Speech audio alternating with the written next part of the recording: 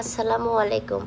আজকে বাসার সবাই অসুস্থ, তাই দেখেন আজকে শুধুমাত্র এই যে খাসির মাংস রান্না করেছি। তো খাসির মাংসটা আনা ছিল, এই জন্য ভাবলাম যে রান্না করি। অসুস্থতার মধ্যে আসলে খাসির মাংস খাওয়াটা ঠিক না, আরও বেশি কিন্তু অসুস্থ হয়ে যাবে।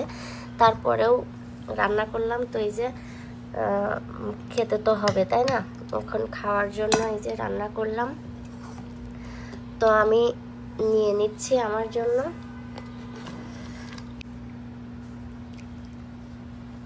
আসো সামি, সামি দেই, সামি আলু দিব। সামি তুমি তো আলু পছন্দ করেছিলে। সামিকে সলিড মাংস দিচ্ছি, কারণ সামি হচ্ছে খেতে পারবে না সলিড মাংস ছাড়া। এই যে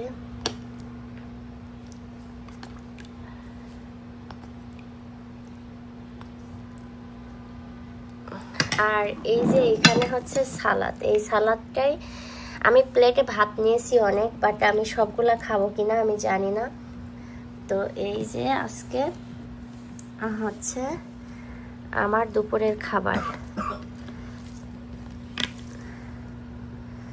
তো এটা বেবি গোট না, এটা হচ্ছে রেগুলার গোট। রেগুলার গোটটা কিন্তু একটু শক্তই হয়। আর আমি অনেকক্ষণ রান্নাটা করেছি, এই জন্য কষানো মাংস খেলাম, তা দেখলাম যে ভালোই লাগছে। এই যে আলু একদম সুন্দর মতো গলে গিয়েছে। আর এই যে সালাদ নিয়ে প্রথমে আলু দিয়ে একটু টেস্ট করব। বিসমিল্লাহ।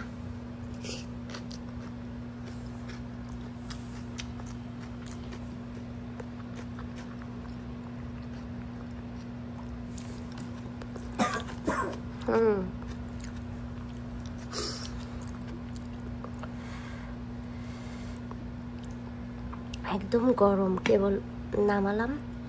এই যে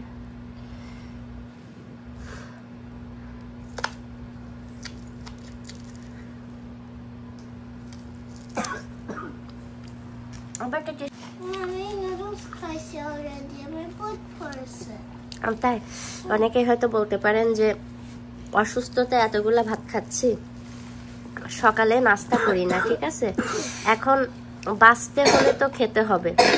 আর আমি শুধু আপনারা ভিডিওতে আমার এই খাওয়া দেখেন, তাছাড়া সারা দিন কিন্তু আমি তেমন কিছুই খাই না। বাসায় সব জিনিস থাকলেও আমার হচ্ছে রুজিতে থাকে না,